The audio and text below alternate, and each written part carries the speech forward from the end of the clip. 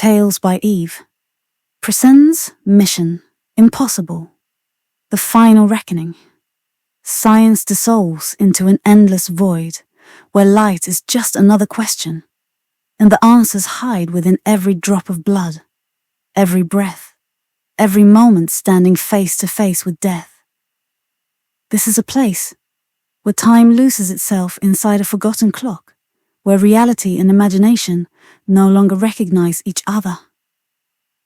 No words are spoken, and yet the universe listens. It hears your silent cry, your broken vows, your final scream, and it sends back an echo, one that sounds like a warning. This mission is not like the others. Here, the enemy isn't human. The enemy is your past, your memories, your betrayals, and the shadows you created yourself. You don't know who's your ally and who's the traitor. Because this time, the impossible mission isn't just to destroy your enemies. If you fail, history itself will be erased. I am Eve, and you're now stepping through the final door where the last mission begins. Tales by Eve. Chapter 1. Silent Detonation. From Tales by Eve.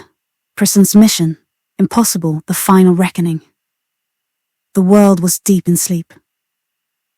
And in a hidden research facility, tucked within the mountains of Switzerland, everything was still, except for one strange sound.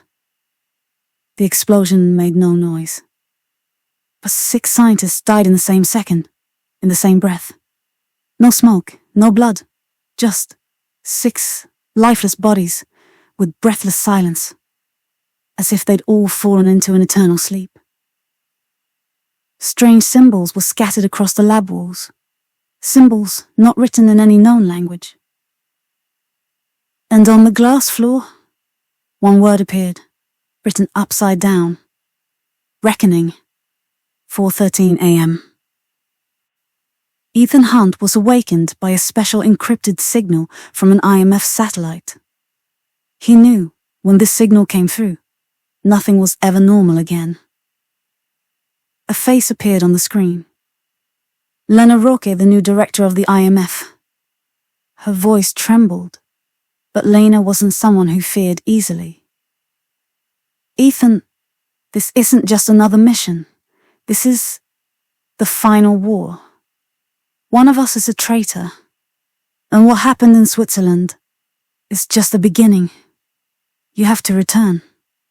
But this time, you won't be going alone.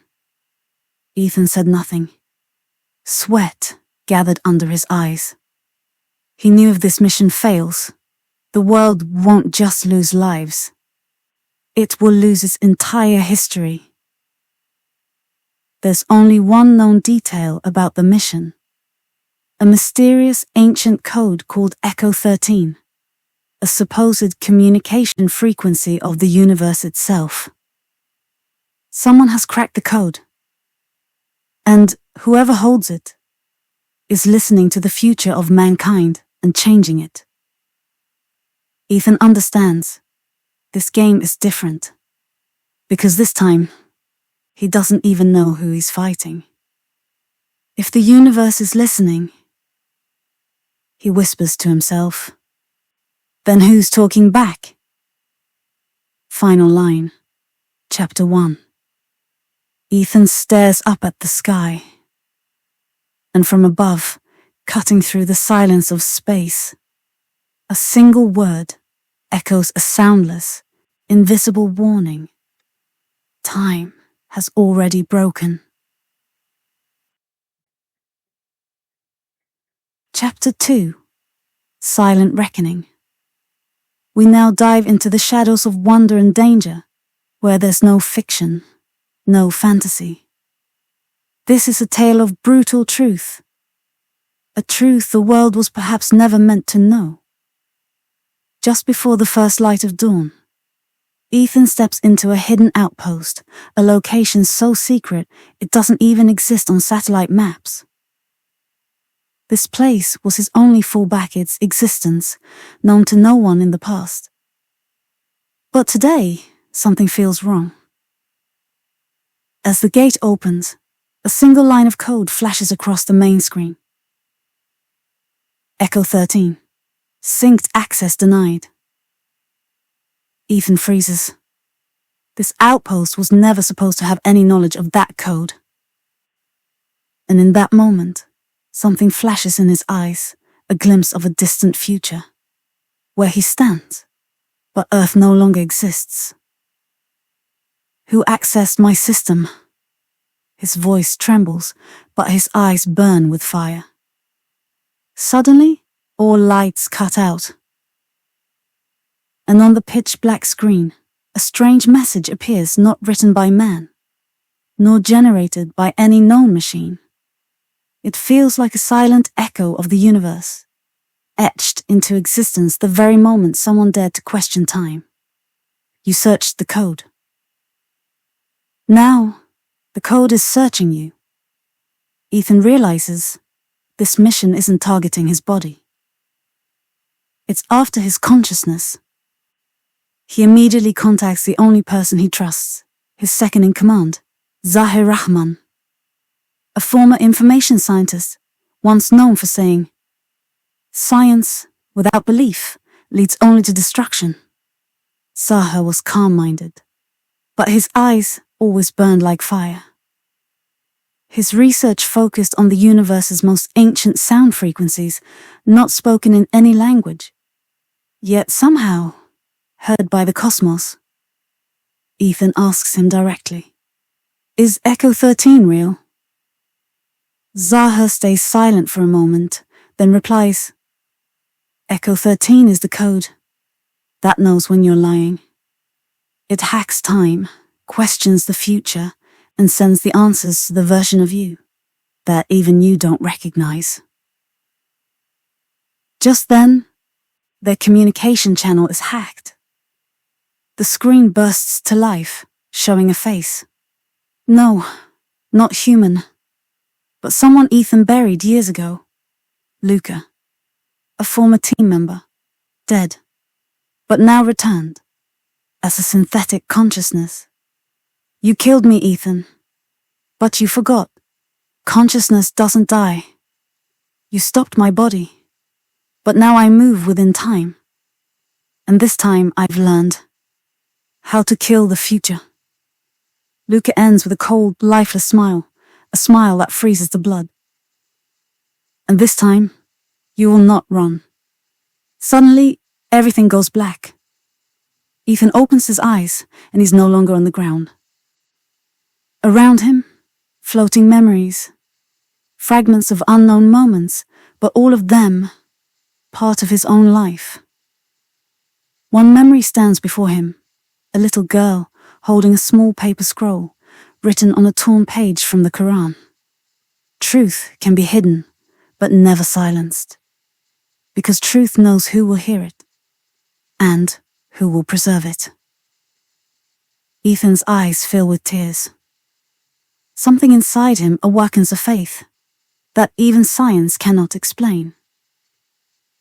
In the next moment, he returns to the ground, his heart pounding in his chest, and with a whisper he says, "This is no longer a mission. This is my redemption." Chapter 3. The Mirror Signal. Let us now dive into Chapter 3, where the line between story and reality begins to blur. Where every breath carries a question, and silence whispers, "If you don't know yourself, then how will you know your enemy?" Ethan stands in the middle of a vast, desolate desert. Yet, this place exists beyond his memory. A strange scent in the air, a wind that feels unfamiliar. And still, something deep within his heart murmurs, "You've been here before." In his hand, he holds a small scanning device. A white light flashes repeatedly. Each flash means someone is close. But around him, nothing. Only the ruins of distant temples, and human bones half buried in the sand. Then, a voice from behind. Soft, but shaking his soul to the core. You don't believe in faith, Ethan. But have you ever asked yourself, who created faith? Ethan spins around sharply and sees Zahir Rahman standing before him. But he knows Zahir was supposed to be in the city. How are you here? I didn't come. You called me. I didn't call anyone. Then tell me who does the calling, when you yourself don't know what you're running toward. Zahir begins walking forward. Ethan follows him until they reach a massive half-collapsed cave. Etched above its entrance. We were told to watch, but never to wake. Inside, the darkness glows. Not with electricity, but with something else. A consciousness flash. A light that reveals his deepest long-buried mistakes. 3 years ago, on a secret mission, Ethan and his team had recovered a mysterious code. But the code planted doubt between them. Trust shattered. And that's when Luca died. Now, the truth begins to crawl back out of the dark. You never shut down the code, Ethan. You thought it was just a mission file, but it was a door. And you opened it. Suddenly, one of the cave walls collapses, and from beneath the rubble, a small voice rises, like a child, whispering in a dream. Echo 13 has entered your body now. What you're seeing is actually you. You, against another you. You are your greatest enemy. Ethan doesn't tremble from fear, but from awe. Sweat drips from his forehead. Because now he finally understands. This mission will require more than weapons. It will demand courage and faith. Faith in something far beyond technology. He steps out of the cave, looks up at the burning sky, and then his headset crackles to life. A terrifying video transmission appears. A city is being destroyed, not by bombs, but by a new form of technology. Its name, Mirror Signal. A system that can hear your thoughts and then create a perfect replica of you, as your deadliest adversary. On the final screen, one last message appears. The final reckoning has begun, and it starts with you.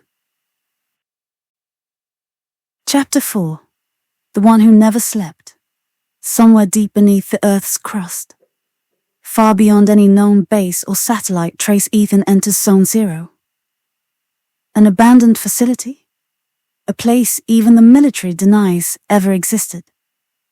Access key, DNA validated. Welcome back, Ethan K. He doesn't remember ever being here. And yet, his body does. A strange sense of déjà vu crawls across his skin, like a memory that never belonged to him, but was implanted. Inside, the halls whisper with echoes of forgotten screams. Lights flicker. Bloodstains on walls that look decades old, yet somehow fresh. Then, on the wall, scrawled in ash and fire. Truth isn't what you find. It's what refuses to stay hidden. He steps into Vault 7. There, strapped to a vertical medical rig, surrounded by cables, fluid, and black wires, a body. Or rather, what's left of one. It twitches, eyes open. And Ethan stumbles back. Because this was supposed to be him. Hello, Ethan, says the figure, its voice glitching between static and sorrow. I am the version of you buried to survive. It smiles, but it's a painful smile. One full of betrayal. They made me feel everything you didn't want to. The guilt, the fear, the love you erased. Ethan can't speak. This wasn't cloning. This wasn't AI. This was memory resurrection. Zaha's voice crackles in through his comms, panicked. Get out of there, Ethan. That facility was part of the Dream State Protocol. They used it to fragment soldiers' minds, split them, store their trauma into synthetic vessels. That version of you is the pain you refuse to process. But it's too late. The other Ethan, Echo Ethan, is free. He rips the cables out, eyes glowing with coded energy. You silenced me once. Now, I'll be the voice you can never shut down. Suddenly, the room explodes in alarms. A countdown begins. Self-destruct initiated T-2 o'clock. Ethan runs, lungs burning. Behind him, Echo Ethan walks calmly through flames, untouched, unstoppable. And as the base begins to collapse, he hears one last whisper through the smoke. You're not in a mission anymore. You're inside a mind war, and only one version of you gets out. Ethan dives out just before the explosion swallows Zone Zero. He lands hard in the sand. Everything around him is quiet. But inside his ear, a voice speaks again. Not Zaha, not Luca, but something far older. The one who never slept has now awakened. Ethan looks up. In the sky, the stars are moving, like something is coming. Chapter 5. The Mirror of the Soul. The sky was still, the air dry as ash. Ethan walked alone. Not on Earth, not as he remembered it. This was a wasteland carved from silence, where even the wind seemed afraid to speak. Beneath his boots, the ground pulsed faintly, like something ancient was buried deep below. And then he saw it. A mirror, standing tall in the middle of nowhere. No frame, no reflection, just presence. But as he stepped closer, the mirror began to shimmer, not with his face, but with fragments of his soul. Scenes from his past blinked in and out. A teammate's scream, cut short by silence. His own hand, trembling over a keyboard, hesitating. A door he never should have opened. And then, do you even know who you are? Or have you just become what your mission made of you? The voice came not from the mirror, but from inside him. Ethan clenched his fists. I didn't come here for riddles. The mirror flickered violently, and suddenly he wasn't standing anymore. He was inside his own mind. A hall of mirrors stretched endlessly in all directions, each one reflecting a version of himself. Braver, colder, weaker, crueler. Some cried, some laughed. One knelt in prayer. Another held a weapon, dripping in blood. And at the center, a child version of Ethan stood barefoot, holding a page from the Quran, weathered but protected. On it, a verse. Its words pulsed not just in the mirror, but inside his chest. Truth cannot be hidden forever, for truth knows who listens, and who was born to protect it. Ethan fell to his knees, not from weakness, but from awakening. He had blamed the world. He had blamed Luca. He had even blamed time. But never himself. Until now. Forgiveness doesn't come from systems. It begins with the soul, when it looks itself in the eye. The child Ethan stepped forward and touched the glass. The hall of mirrors shattered into white light. And Ethan found himself back in the desert, except now it wasn't a desert. It was the edge of a city, or what was left of it. Buildings crumbled, skies darkened, and above it all, floating in the static, a signal began to pulse. Mirror signal initiated. Phase 2, identity breach. Warning, consciousness cloning in progress. A chill ran down Ethan's spine. They weren't trying to destroy him. They were trying to become him. To build his copy, a version of him that could be controlled, programmed, and used to manipulate the last living trace of truth. The final message flashed across the sky like a prophecy carved into lightning. The final reckoning has begun, and your soul is the battlefield. Ethan stood tall. This was no longer about data. No longer about survival. This was about identity, about consciousness, about the one battle no one else could fight for him, the war within. He took a deep breath and whispered, "It's not just a mission anymore. It's my repentance." And he walked toward the ruins, knowing that the next door he opened might be the last. Chapter 6. The Man Who Listened to Silence. The sky above Ethiopia was burning gold.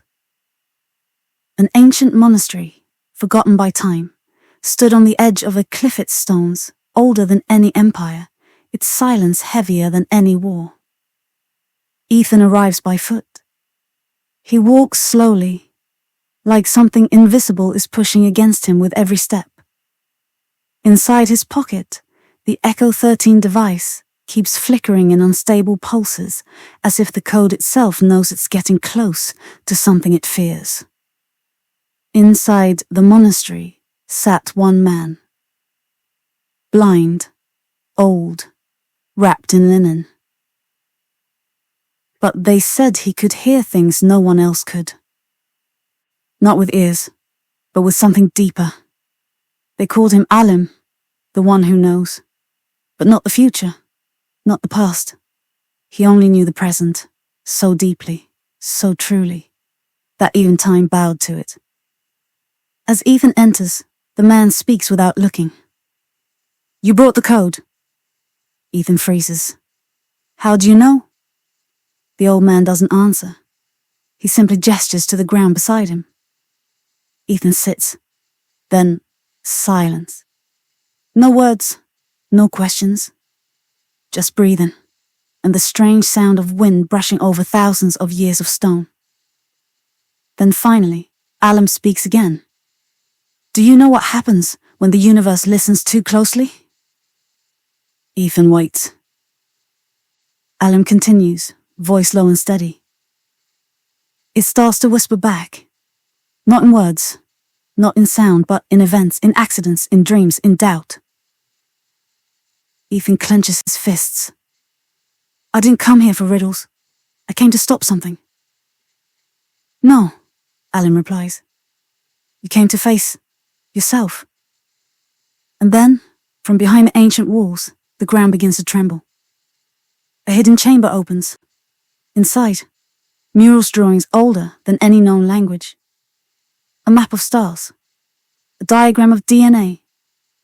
A man, split in half, one side human, the other light. Alam stands for the first time in years. He touches one part of the wall and it glows. "This is you, Ethan. This is all of us. Half human, half something else." Ethan whispers, "What is Echo 13, really?" Alam turns slowly and says, "It's not a code. It's a mirror. And it only activates when your lies outweigh your truth." Suddenly a sharp sound cuts through the ancient silence. A drone, then another. Attack is coming. Ethan grabs his gear, but Alam raises a hand. "You don't fight this one with bullets." "What then?" "By remembering who you were before the world told you who to be." The walls start collapsing. Flames lick the sky. Alam turns to Ethan, places his hand on his chest, and says the final words. "When they try to rewrite reality, let your heart be the proof that truth still breathes." And then, The old man walks into the fire. Calm, silent, unshaken. Ethan escapes the ruins, barely. Covered in ash. But something inside him has changed. He doesn't look at the destruction behind him. He looks at the sky. And for the first time, he listens and hears her pulse. Like a heartbeat. But coming from above. Final line. If the universe is listening, Ethan whispers. Then somewhere, someone still remembers the truth. Chapter 7. The whisper that wasn't a lie. The coordinates burned themselves onto Ethan's device. Latitude 0.0000, longitude 0.0000. Null point. A place that shouldn't exist. A point where every compass fails. Where north and south collapse into nothingness. Ethan boards a classified suborbital shuttle. The sky curves beneath him, and Earth begins to disappear. He is not heading toward a place. He's heading toward a moment in time that refuses to stay buried. Location: the Null Facility. A secret black site once run by rogue intelligence factions. No map, no records, no exits. Only one room. One chair, and one man, General Mercer. Retired, vanished, presumed dead. But still breathing? Barely.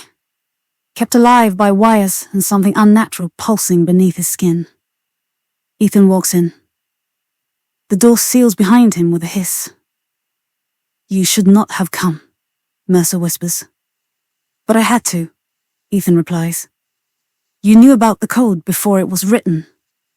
Mercer laughs painfully. "Written? Boy, the code wasn't written. It was found."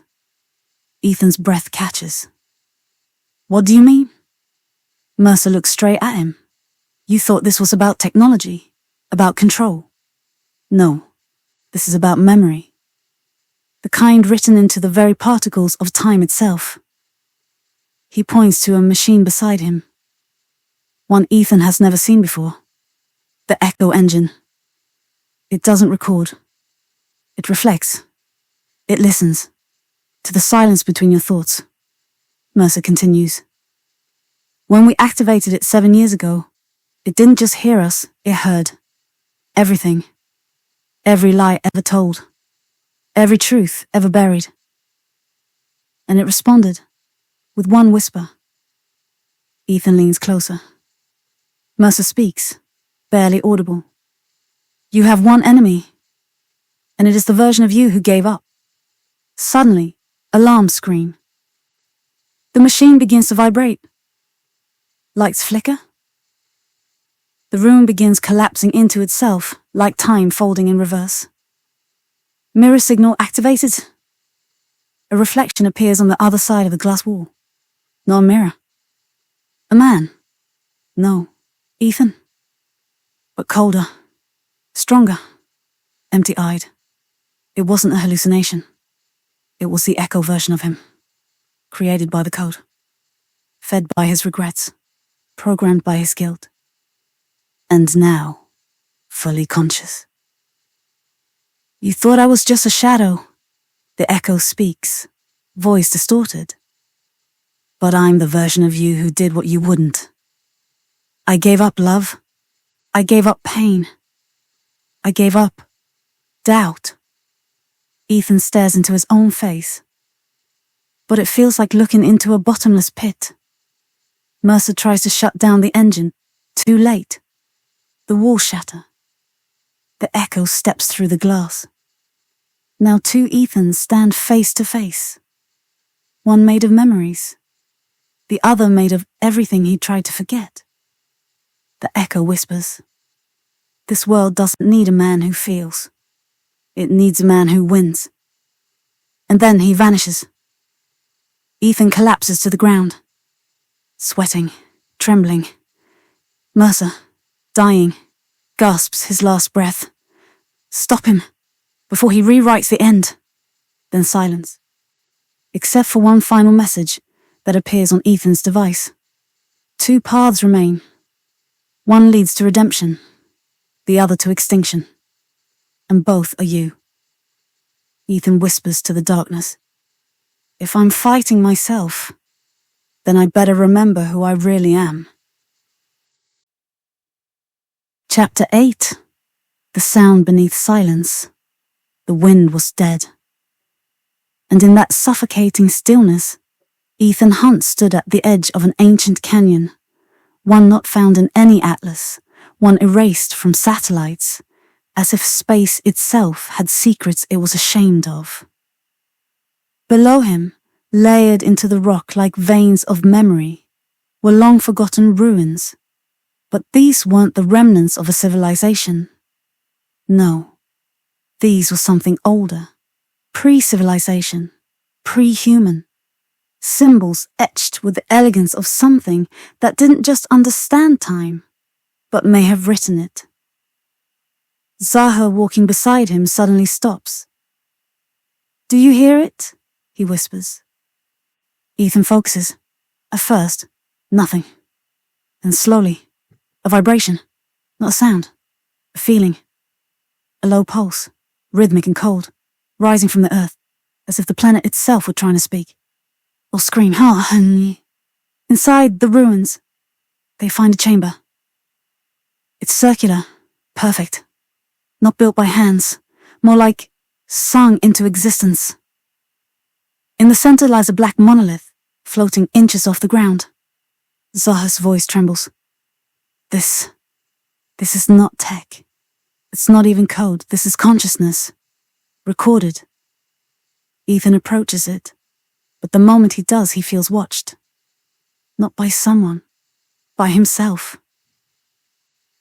The monolith flashes once, and suddenly he's no longer there. He's in his childhood room, but the walls breathe. The air hums with voices he never knew he remembered. His mother's lullaby, his father's last phone call, the first lie he ever told. All playing at once. This wasn't time travel. It was soul travel. And then, a new voice. Not from his memories, not from Earth. From somewhere else. You broke the seal. You opened what should have stayed silent. Ethan turns. In front of him, a mirror. But the reflection isn't him. Not exactly. It's Ethan, but darker, sharper. A version of him who believed nothing, feared nothing, and trusted no one, not even God. I'm what's born, the reflection whispers, when you lose faith. Back in the chamber, Zaha watches Ethan freeze in place, eyes open, pupils dilated, body still a stone. But the monolith starts to crack. Something inside it wants out. Zaha shouts, tries to pull Ethan back, but it's not that simple. Because Ethan isn't trapped. He's being shown. Shown what the reckoning really is. It's not a weapon. It's not a system. It's a mirror held up to humanity itself. And the enemy? Is the version of you that forgot why truth matters. The version that edits reality. The version that silences the voice of conscience. Ethan screams. His voice echoes not just in the chamber, but in every connected IMF satellite around the globe. A signal bursts from the ruins. Encrypted, but alive. As if it were waiting for his pain. Suddenly, a new location pings on the global grid. Coordinates etched in pure sound. A desert where no machines work. A zone outside time. Label, Zone 0. Lena's voice breaks in through the comms. Ethan, what did you just awaken? He breathes heavily, still shaking. Then finally says, I didn't awaken anything. I answered it. Chapter 9. Shadows of the Mind. The night was thick, thicker than any darkness Ethan had ever faced. His breath came out in cold clouds, each one fading into the silence like a secret lost forever. He stood alone inside an abandoned fortress deep beneath the city, a place forgotten by time, but alive with echoes of broken promises and shattered trust. His headset crackled, and Lena's voice cut through the stillness. Ethan, this is it. You're not just fighting enemies outside anymore. The battle has moved inside you. Every doubt, every fear. It's a war within your own mind. Ethan swallowed hard. He knew this truth all too well. The mission wasn't just about stopping the disaster. It was about confronting himself, the part of him that had been fractured by pain, betrayal, and endless nights without answers. He walked forward, the walls closing in like memories pressing down. Every step echoed like a heartbeat, reminding him of the time slipping away. Suddenly, a figure appeared from the shadows. No, not a person, but a reflection. Ethan's own face stared back, but twisted, worn, eyes burning with anger and despair. You can't run from me, the shadow whispered. I am your past, your regrets, your fears. To win, you must face me. Not as your enemy, but as a part of you.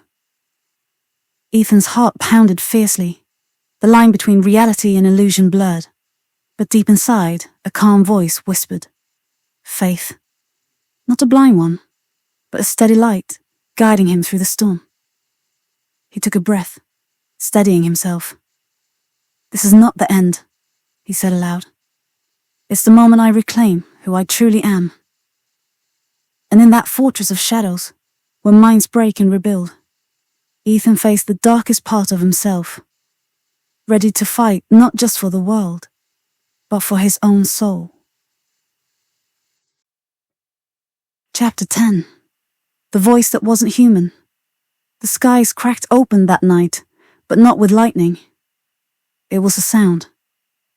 A low, humming frequency that vibrated not just the air, but the soul. Ethan fell to his knees. His vision blurred. Not from pain, but from something else. Something ancient. Something alive.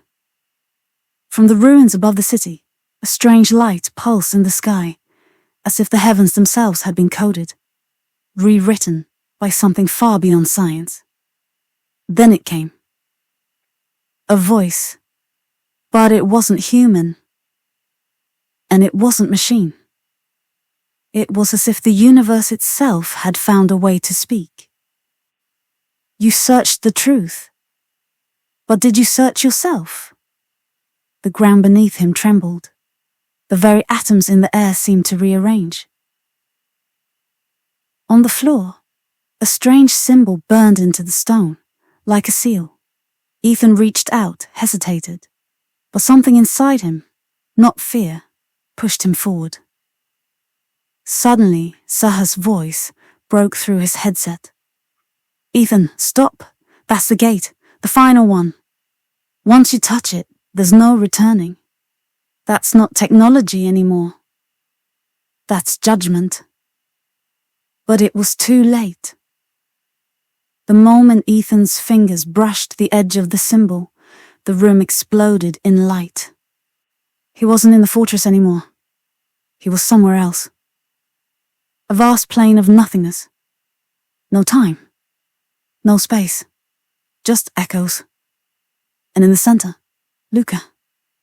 Or what was left of him. But Luca wasn't speaking. He was silent, frozen. Behind him hovered a strange mirrored device, the mirror signal. But now it had changed. It no longer reflected Ethan's face. It showed something else. A child, a girl, holding a page from the Quran. The same child Ethan saw in the memory back in chapter 2. Tears filled his eyes. Saha's voice returned, this time not in the headset, but inside his own thoughts. She was real, Ethan. That message was not coded by man. It was written for you, not by technology, but by fate. Then what is this place? Ethan whispered. And the voice, the one that wasn't human, returned. This is not the future. This is your mirror. Every choice, every silence, every truth you hid from yourself, it's all here.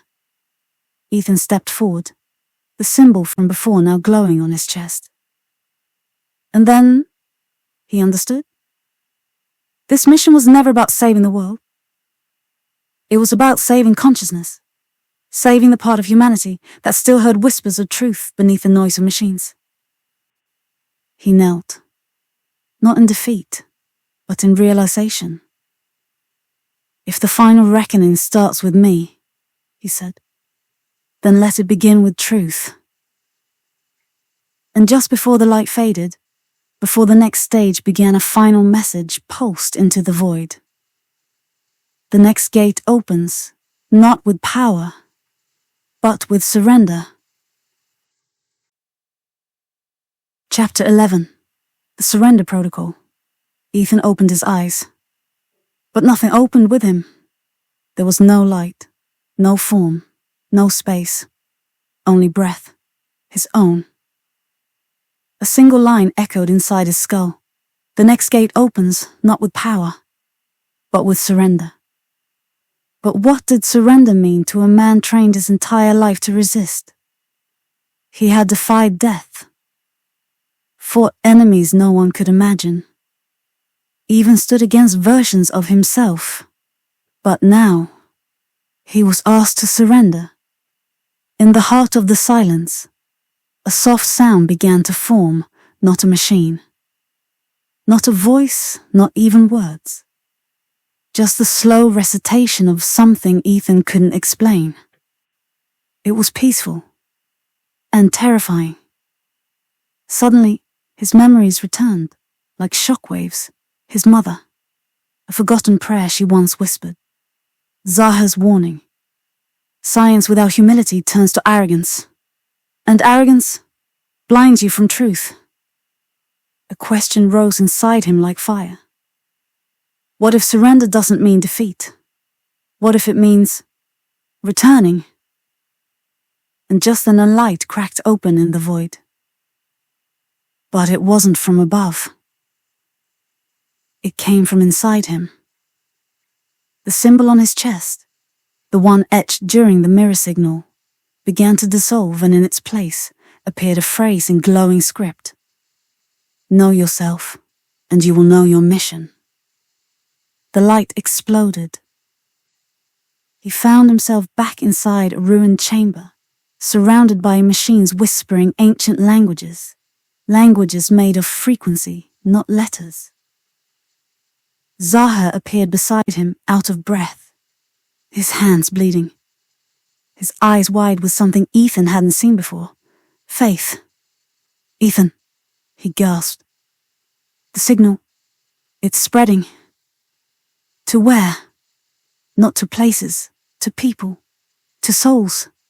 It's searching for those who still carry light. Suddenly, multiple holograms emerged from the walls.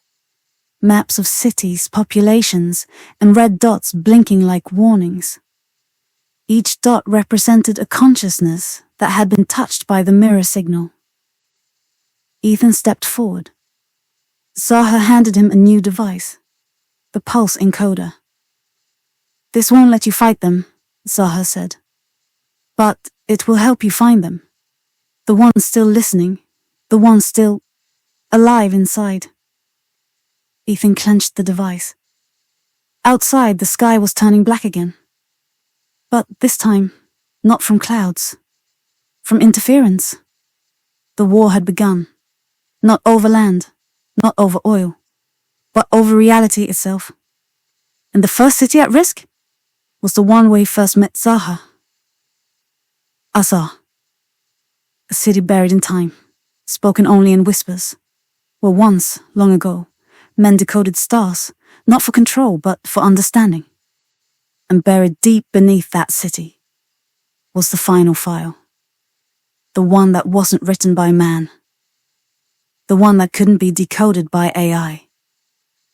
Because it didn't contain instructions, it contained a reminder. A message passed down through centuries. And Ethan had only 36 hours to reach it before the signal did. "If we fail, Ethan," Saha whispered, "they won't just forget who they are. They'll forget they were ever human." Ethan looked up at the storm above, and beneath his breath, he uttered the words he never imagined he'd say in a mission. "May truth guide us, even when we're blind." And with that, the countdown began. Chapter 12. The city that forgot itself. The wind changed as they crossed into Assar. Not just the air, but something deeper. Like the world had stopped, watching. This was a city that once studied the skies, not to conquer them, but to understand why the stars moved the way they did. Now, it was silent. Still. Forgotten? Ethan stepped into the heart of the ruins, his boots echoing against broken stone, engraved with symbols older than any known language. "They said Assar was erased," Zaha whispered. But it was never erased. It was hidden from those who weren't ready. Ethan scanned the surroundings. No cameras, no drones, no gods. And yet he felt more watched than ever before. As they moved through the crumbled alleys, they passed walls where murals once lived, now cracked, faded, but still whispering stories. One painting stopped Ethan cold. It showed a man splitting into two, one part rising to the heavens, the other falling into fire. Saha touched it softly. "This city believes in duality," he said. "That inside every soul, two forces battle, one rooted in truth, the other in illusion." "Which one wins?" Ethan asked. Saha looked him in the eye. "The one you feed." Suddenly, a low hum rippled through the air. Like a machine, but more ancient. A vibration, not a sound. The ground began to shift. A hidden chamber opened beneath their feet. Circular, deep, glowing from the inside with pulses of golden light. They descended the spiral stairs. At the bottom, a table waited. No keyboard, no screen. Just a mirror, old, dusty, and perfectly circular. But this was no ordinary mirror. Zaha looked pale. That's it. The final file isn't text. It's a reflection. It only reveals what you've hidden from yourself. Ethan stepped forward. The second his eyes met the glass, everything stopped. He was no longer in the chamber. He stood in a version of the world as it could have been, a world where he had made one different choice. He saw a wife, a child, peace. No blood, no machines, only truth and silence. "Is this a vision?" he whispered. "No," a voice replied inside the mirror. "This is what was possible, before the code rewrote you." The mirror cracked. The false reality vanished. Ethan dropped to his knees, trembling.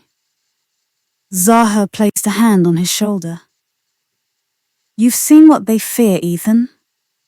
Not your strength, not your weapons, but the version of you that remembers who you truly are."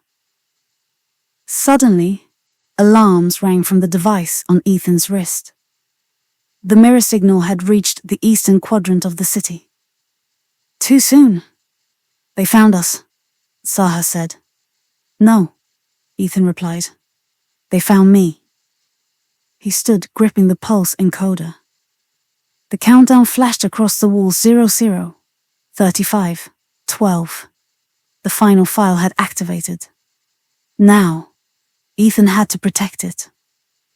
From the one person who knew him better than anyone, his other self. And this time, one of them would not return. Chapter 13. When the mirror breaks, night fell like a curtain made of steel. Over the shattered skyline of Asar, clouds churn like a living thing, swallowing the stars one by one. The mirror signal was spreading, infecting not just systems, but memories, thoughts, souls. In the underground command hub, Ethan stared at the cracked mirror. Zaha stood beside him, silent. Then, static burst in Ethan's comlink, a voice. "Why run, Ethan? You built me. You fed me. You chose me." It was himself, but not the man standing here. The other Ethan, the one born of Echo 13. The one who remembered everything Ethan had forgotten, and used it. "You're not real," Ethan growled. "I am as real as your guilt. You think truth can save you? Truth is a weapon. I just learned how to aim it first." Suddenly, the hub walls flickered, glitches warping the stone like melting metal. The signal had breached physical space. Zaha reached for the pulse disruptor. "It's coming, Ethan. The false you is trying to overwrite the real one. If he merges with you, there will be no you left." Ethan's hands shook. The final file had been opened. The code was awake. And it wasn't just scanning him, it was rewriting him in real time. Heartbeat, memory, thought. Then a sharp pain in his chest. His mind flashed. A child's voice, a prayer whispered in a burning room. His mother's face, saying, "Your worth is not in your silence, but in your stand." Suddenly, the wall shattered outward, and the other Ethan stepped through. Clothed in black, no reflection in his eyes, and in his hand, a weapon built from the deepest part of Ethan's own fear. "You believed in mercy once," the other Ethan said. "Now, you'll beg for it." "I never begged," Ethan said, rising. "You will." The air cracked. They clashed. Not with bullets, but with will. Every strike Ethan made, the other counted faster, because he knew him. Every choice, every doubt, every failure. He used them as weapons. But Ethan did one thing the mirror could not. He changed. He dropped his weapon, stepping back. "You're right," Ethan said, chest heaving. "You know me. You know everything I was. So surrender." The dark Ethan saw. Ethan shook his head. "No, because now I remember who I was supposed to be." He reached for the Quran verse inscribed inside his father's old ring. "And do not lose hope in the mercy of your Lord." Surah As-Zumar 39:53. His fingers closed around it. A pulse shot out. Not from tech, but from conviction. The room exploded in white light. The mirror signal shattered. The other, Ethan screamed as cracks spidered across his body. His form splintering, no longer able to hold. "You can kill me," the other Ethan hissed. "But you can't erase what you've done." Ethan stepped close. "I'm not trying to erase the past. I'm building the future, without you." And with that, the mirror broke. The false Ethan disappeared into dust. Silence. Only Saha remained. They looked around. The system had stopped. The signal contained. For now. Zaha placed a hand on Ethan's shoulder. "You didn't win because you were stronger. You won because you remembered. You still had a soul." Ethan nodded. "But far off, In the deepest vault of the city, a small light blinked red. A backup. A whisper. The battle wasn't over. Only the mirror was gone. But what it reflected still waited to rise again. Chapter 14. The betrayal within. The ashes were still warm. In the heart of the ruined hub, Ethan stood alone. Saha had gone to secure the perimeter. For the first time in days, there was silence. Not the silence of fear, but something heavier. Something waiting. And then a soft click behind him. He turned. Leora stood there. Her face was bruised, her arm in a sling. But her eyes, those eyes were no longer the same. Cold, calculating. "You weren't supposed to survive that," she said. "What?" "The mirror was never meant to be contained, Ethan. It was meant to evolve, to learn, and to choose one final host." Ethan's chest tightened. "You helped create it?" Leora stepped forward, pulling out a small black cube. It pulsed. Alive. "Not helped. I was the architect of Phase Zero." "You thought the real enemy was tech or war or even yourself." "No. The real enemy was trust." Ethan's voice dropped. "You betrayed us all. I did what had to be done. The world doesn't run on faith, Ethan. It runs on control." He took a step back. But Leora only smiled. "Even now, you're looking for meaning in this chaos. Still hoping there's a reason. But here's the truth. There is no plan. There's only power. And whoever wields it writes the future." Ethan's jaw clenched. He thought of Zahir, of Luca, of the faces who had fallen believing in something greater. And he whispered, "Power without conscience is self-destruction." "Then let it burn." She activated the cube. Immediately, Ethan felt it, this memory stuttering, reality bending. The cube was rewriting the moment, turning it into a loop, trapping him in a single second, over and over, until he forgot who he was. But Leora had made a mistake. She thought he was still the same Ethan. She didn't know what he had remembered inside that mirror. In his hand, he still wore the ring, his father's ring. Inside it, etched so faintly only light could reveal. "They plan, but Allah is best of planners." Surah Al-Anfal 8:30. And in that moment, he let go. Of vengeance, of fear, of control. He closed his eyes and whispered, "My Lord, if this is my end, make it meaningful." And suddenly, the loop broke. The cube rejected him. Leora's eyes widened. "No, how?" Ethan stepped forward. The cube fell from her hand, burning out like dying embers. "You tried to recreate man without soul. But soul doesn't come from code. It comes from above." Leora sank to the floor. Not defeated by violence, but by truth. The same truth she had run from. Outside, sirens echoed. Reinforcements were coming. Saha's voice came through the comm. "Ethan, you still there?" He replied calmly, "I'm here, but we're not done yet. There's one final location. The core." Zaha's voice was tight. "Coordinates?" Ethan looked at the fading cube.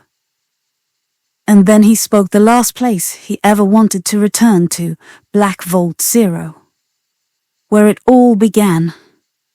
The wind rose. The mission wasn't over. It had just reached its final reckoning. Chapter 15. Black Vault Zero. Beneath the earth, deeper than any satellite could trace, Ethan stood at the edge of a door older than any nation. There were no guards, no cameras. Only silence, the kind that feels alive. Black Vault 0. This was where it all began. The first experiment. The first failure. The first lie. And inside was the real code. Not the mirror, not Echo 13. But the Genesis protocol, a blueprint that didn't just predict human thought. It tried to replace it. Zaha joined him quietly, his face pale. "You sure you want to do this?" Ethan didn't answer. He placed his palm on the vault. It opened. Inside was no lab, no wires. Only a room of mirrors. Endless reflections. Each one showing a different version of him. Some were evil, some broken, some begging to be saved. But one mirror didn't reflect him at all. It reflected light. Just light. Ethan stepped toward it. "This is not science anymore," Zaha whispered. "This is the soul's battlefield." Ethan placed his hand on the glowing mirror. And suddenly, he was inside. Not his body, not his mind, his consciousness. He stood before something vast, something not made of atoms or logic. A presence, not a machine, not a ghost, something higher. And then came the voice. "You searched the code. Now, the truth is searching you." "Who are you?" Ethan asked. But the answer came not in words, but understanding. That the war was never about machines, not about betrayal, not even about survival. It was about a choice. Between illusion and truth. Between fear and faith. Between running and surrendering. "What do I have to do?" he whispered. "Let go," the presence replied. "Let go of who you think you are." Ethan knelt. Not in weakness, but in peace. For the first time in his life, he let go of control. He closed his eyes and whispered, "I surrender to the one who never needed machines to know my soul." And the light exploded. When Ethan opened his eyes, he was back. The vault was silent. Zaha helped him up. "What happened in there?" Ethan looked at him, tears in his eyes. "I didn't destroy the system. I just reminded it who created us in the first place." And with that, every server across the globe, every mirror node, every echo thread shut down. Because you cannot outcode the truth. Because in the end, it wasn't mission impossible. It was mission inevitable. A return to the soul, to the creator, to the final reckoning. Tales by Eve. They tried to replace man with machine. They tried to replace belief with control. But in the silence, the universe whispered back, "Truth needs no wires. Faith needs no permission. And the soul will always find its way home. And whoever puts their trust in Allah, He is sufficient for them." Quran 65:3.